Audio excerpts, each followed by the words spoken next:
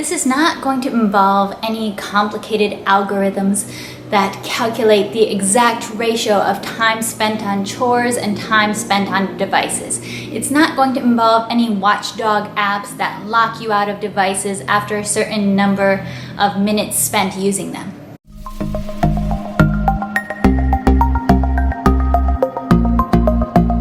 Hi, I'm Rachel from 7 in All, and I am a second-generation homeschool mom. I have 2 young sons, and I am passionate about intentional parenting and choosing wisely how we spend our time and the decisions that we make as we raise our kids. Now, a question that many parents come to in their parenting journey is how to instill a healthy relationship with screens, and coming down to it, how to limit the amount of time that our children spend on screens in a day, how to reduce that. And I'm here to come to you with just one really simple and yet big idea that I implement, that the family I grew up in implemented, and that I think is a really effective way to keep children's screen time not as a stress point, as a battle point in your family. Now, many of us want more of this.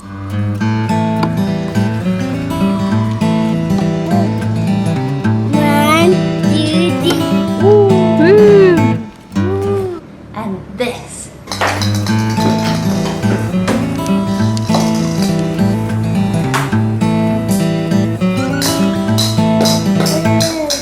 For our children's childhood. And we think that we want a lot less of this.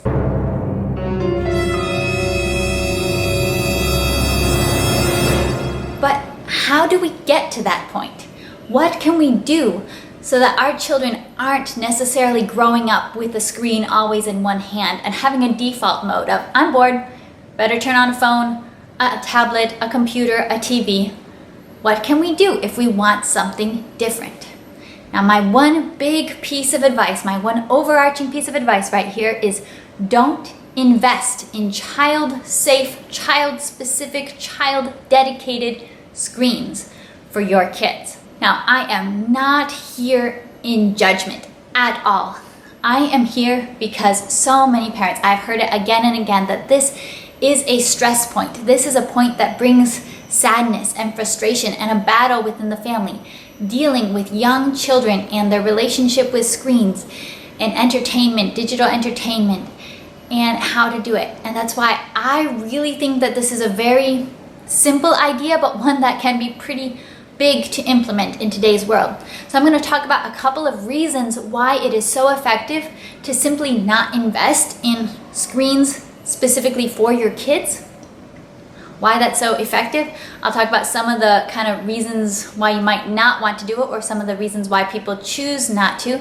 And we'll just bring it to a conclusion with what the effect is. Okay, number 1, the first big reason why it's so effective to not buy screens specifically for your kids is the concept of spheres of dominion. Every person, and young children included, has this natural sense of dominion, of over this small area, I am the boss. Now, you have this as well. How do you feel? How would you feel if someone came into your house and started rearranging your furniture, or telling you how to raise your kids, or telling you how to cook? They often say, you can't have 2 different moms in the kitchen at once. We all have our spheres of dominion where we feel, I'm the boss of this. And with young children, they don't have a very large sphere of dominion yet. And you also often see it playing out with their possessions and their toys. Over this small little world of theirs, they do feel like they are the boss.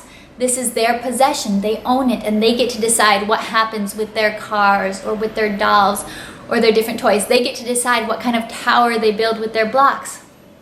So, when you give a child a tablet, and this is their tablet, or this is the kid's tablet in your family, there's a totally different feeling between your child and that device than it is if you let your child watch a show on your phone, or play a game on your computer, mom's or dad's computer, or even the family computer, or watch a show on a TV that's the family's TV, mom's and dad's TV. There's a totally different relationship there. There's a different sense of ownership and of dominion. So you are naturally going to come up against less clashing when you tell your child, hey, give me back the phone. It's time to be off. It's time to be doing something else, when they were using your device versus when they're using their own device, their own tablet, and you're telling them that's enough time. You spent enough time on it. Do you still have the right as a parent to tell your child that they've spent enough time on their own tablet? Absolutely. But just in a child's heart, it's easier to accept, this is my parents' device. This is the family's device. It does not belong to me. It's easier for them to accept that, oh, I don't get a say that I get to continue using this. My time is done. They see using the screen then as more of a privilege and less of a right, because the device is not personally one of their possessions. So that's the first reason that this is so much more effective to not give your kids screens, is this dominion idea. The second reason is the safety factor. And this is something more that you think about and feel about as a parent. And depending on your stage in your parenting journey, computer safety, tablet safety, internet safety, the exact concerns you have are going to look a lot different. If you have a very young child, an elementary school child, a teenager, your concerns will be different just naturally based on their stage of life. For me, I have very young children, so for me, when I think safety and devices, actually the first thing I think of with safety is the safety of my devices. I'm not so worried that my very young toddler is going to get talking to strangers on the internet, because he can barely talk, sort of, but I am very concerned that if I left him alone with my work computer, with my phone that I need to use, that it would not be so good for the safety of my computer or my phone, because I have two very young active boys. They don't know how to safely deal with laptop keyboards. They could drop a phone. So they are not at a stage, and they shouldn't be at a stage at 1 and 2 years old, that they can safely handle expensive devices. And because I don't feel safe, because I don't own any child-safe devices that I can feel, oh yes, you will be very safe using this on your own, then I don't let them use my devices on my own. Our family has 4 devices. My husband and I both have work laptops, or laptops we use for work, and we both have smartphones that we use for important grown-up things. Talking to people, the things that you need in adult life. We need our devices, we use them, and what we don't need is for a toddler to break them. So because I don't have child-safe, toddler-proof devices, I don't put on a show for my toddler and walk out of the room to go and cook dinner. I'm not even tempted to, because I know I wouldn't feel safe about that. I can't risk having to buy an expensive laptop while he watches it by himself. Now, I do let him watch shows. We're a bilingual family, and I use a lot of Spanish shows. So we watch Jorge el Curioso, we watch Pocoyo, we watch great shows together. I love to see his enjoyment of them, but we watch shows together. It's a social thing, it's something we do together. Now also, do I have a whole lot of time, or do I want to spend a whole lot of my time watching toddler television shows in Spanish? No, and while it is good for my Spanish language development, I don't want to spend a whole lot of my time on that, and I have work to do. So when it's time for me to make dinner, I go and make dinner, and I take my 2-year-old with me. I don't leave him watching a show, because I don't feel like he's not going to watch shows by himself. It's just not a habit that we have, because we don't have child-safe devices. Now this can apply if you have older kids. When you have devices that are super set up, that you feel super safe with them using alone because of apps or different things that you have put in to make them safe, in a way, I feel like that's more dangerous, because then you feel more tempted to just let your kids use technology alone at very young ages. And there needs to be a time, as kids get older, they use it more and more, and they have their own judgment more and more. But in a way, I wouldn't make it too child-safe, child-specific devices, just because then it tempts you as a parent to give them that opportunity. Oh, just be on a device by yourself.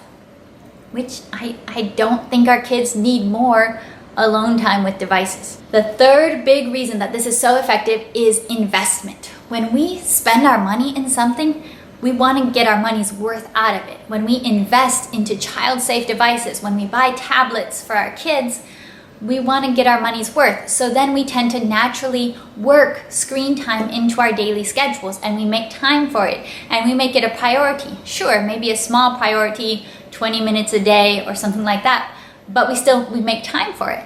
Whereas if you don't put the investment in, well, you're not really going to make so much time for it. And if you come from a big family, which I came from a big family, I'm one of 8 kids, we always had a family computer for pretty much as long as I can remember. And we played computer games. I have nothing against educational computer games. I'm sure my kids will play educational computer games. But when you have that many kids and you have one computer, playing educational computer games looks like a whole crowd of kids going together talking about how to win it. I have many happy memories of playing like Jumpstart first grade with my brother and sisters and trying to figure out the game together on one computer. When you have a family device, when you have a family TV, it's not so much of a alone thing or spending lots of time. You just kind of naturally spend less time because there's so many of you. And one device that everybody shares, it's not this big deal type of thing. It's just something, it's not a natural, necessarily a scheduled part of your routine. It's just something that's there that you use when you need to use it. And it's not like, oh, I have my own device, I need to make sure that I spend time using it. Now, one big concern with this idea of not buying kids-safe, kids-specific screens, not investing in these screens, one big concern with this is that so many learning tools, learning games, learning opportunities are on devices today. They're digital. We do have so many more opportunities than we had 10 years ago or 20 years ago for kids to learn online. And that is very true. There are so many more opportunities, but sometimes we have to think that more is just more. And I've heard really good reports that kids are learning to read earlier, they're learning math skills earlier, and sometimes we have to think, to what end? To what purpose? Is it really worth it? And maybe we need to be okay with if our kids don't learn to read at 3 years old, or they're not adding and subtracting at 3 or 4 years old, because we didn't necessarily get them devices where they could play on this and get ahead and beat the other kids, because maybe it's not really worth it. The investment of time and the investment of the way of learning for very young children on screens, I'm not convinced that the speed of learning that it offers is worth the investment and worth the trade-off in what childhood looks like. Or is it worth the battle and the stress between parent and child of how many minutes is the right number of minutes to spend on a screen? So that is something that you have to decide for you and what your values and priorities are. I personally, I've heard a lot about it that, STEM is getting bigger than ever. Coding skills are getting bigger than ever as we're getting into a more technological age. But I can't help but thinking, all the expert computer engineers of today, they did not grow up with personal laptops, with endless educational learning apps and subscriptions. They just grew up like all of us from the 80s and 90s and pre-smartphone eras did, without so many screens. There were some, but they were usually shared, usually parent-owned or family-owned, and not kid-directed. And those computer guys turned out okay. I mean, they made all the stuff that we're using. So this is my encouragement today, to reflect on what are the screens you have in your house, and could it be the number or the type of screens themselves, the ownership of the screens themselves, that is causing some of the stress and friction and battles between screen and parent and child in your family. And perhaps, if we think about what is a right age for a child to own their own screen in any form, We have to think about the fact that even as adults, many adults really struggle with their own screen time and how much time to spend on and what to do when they are on screens. And we have to think about not necessarily giving a child a tool and a task that many adults are not necessarily up to doing themselves. But our kids do show a lot of maturity as they grow. And as you see a child who has a purpose for screens, who has a passion for it, and is able to not own a screen very happily, they might be at a place where they could own their own screen as a young teen or older teen. So this is something that's going to look different in every family. My own family, we are screen light, but we don't even have a TV. And that is not the lifestyle for everybody, for sure. But I encourage you to think intentionally about it and think about who owns the screens in your home and whether ownership could be the source of the contention between screen time and parents, kids. All right, I hope that you liked this video. I hope that you found the thoughts helpful in your own journey. Please do give it a thumbs up if you liked it, and you can subscribe to our channel, 7 in All, for more from our creative and adventurous homeschool family. Bye.